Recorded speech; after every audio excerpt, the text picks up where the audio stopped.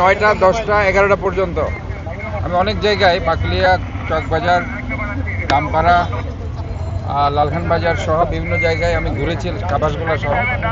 সেখানে আমি দেখেছি যে 11টার মধ্যে অনেক জায়গায় একদম ক্লিন হয়ে গেছে এবং 12টা, 12:30টার দিকে আমি কিছু জায়গায় দেখেছি তারা কাজ করছে, কিন্তু ম্যাক্সিমাম জায়গায় আমি যখন 1টা, 1:30টার দিকে বিভিন্ন জায়গায় ঘুরে আসছিলাম, ম্যাক্সিমাম জায়গায় তারা কিন্তু ক্লিন করে ফেলেছে। আলটিমেটলি আমরা যেটা আশা করছি যে আমরা এই 5টার মধ্যে আমরা যেটা বর্জ্যগুলো ক্লিন করতে পারবো, আমরা ইনশাল্লাহ সে কথাই আমরা বলছি। আমরা আশাবাদী।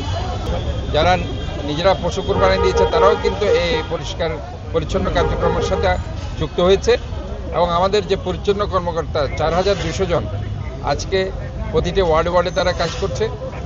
আমাদের যে ডাম্পিং ট্রাকগুলো আছে সেখানে আমরা আজকে বাড়িয়ে দিয়েছি প্রায় 160-70টার মতো, সেটা একসাথে এই পরিচ্ছন্ন কার্যক্রমের আওতায় আছে। আমাদের প্রচুর ইকুইপমেন্টস আজকে আমরা করেছি এবং আমরা সেখানে যারা কাজ করছে তাদের জন্য খাবারেরও আমরা ব্যবস্থা রেখেছি। ব্লিচিং পাউডারের ব্যবস্থা করেছি আমরা। আপনারা জানেন যে আমরা পরিবেশ বান্ধব পলিথিন আমরা দিয়েছি, ব্লিচিং পাউডার দিয়েছি এবং আমরা কিন্তু পানির ভাউচারও রেখেছি। মোনালিসা হেভি ফ্লো 15 পিস প্যাকেটের সাথে 8 পিসের একটি প্যাকেট একদম ফ্রি। এতে করে কোনো জায়গায় পানির যদি ওয়াশ করার দরকার হয়, সেই রাস্তাঘাট ক্লিন করার জন্য সেটা আমরা করছি। তো ওভারঅল সব ধরনের প্রস্তুতি আমাদের আছে এবং আমরা আমাদের কার্যক্রম এখন আমি সব জায়গায় আমরা যাব। এটা বারবার বলছি, মহান রব্বুল আলামিনের প্রতি আমাদের অশেষ কৃতজ্ঞতা। উনি চট্টগ্রামবাসীর প্রতি ওনার দয়া বারবার দেখাচ্ছেন এবং আজকে আমরা দেখেছি যে সকাল থেকে কোনো বৃষ্টিপাত না হওয়ার কারণে সবাই নির্বিঘ্নে কোরবানিটা করতে পেরেছে এবং আমি চট্টগ্রামবাসীকে এই জন্য ধন্যবাদ জানাচ্ছি। অনেক জায়গায় তারা কিন্তু নিজেরাই কাজগুলো করেছে এবং তারা কিন্তু পরিষ্কার কার্যক্রমের সাথে তারাও কিন্তু অংশগ্রহণ করেছে সকালের থেকে, আমি যেহেতু দেখেছি।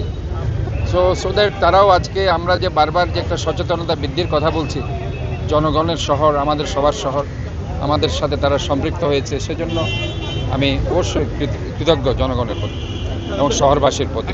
এখান থেকে ফাইনালি ঘুরে টুরে 5টার পরে আমরা বাইজিদ এলাকায় যাব, সেখানে আমরা দেখব তারা কিভাবে সেটা সংরক্ষণ করছে।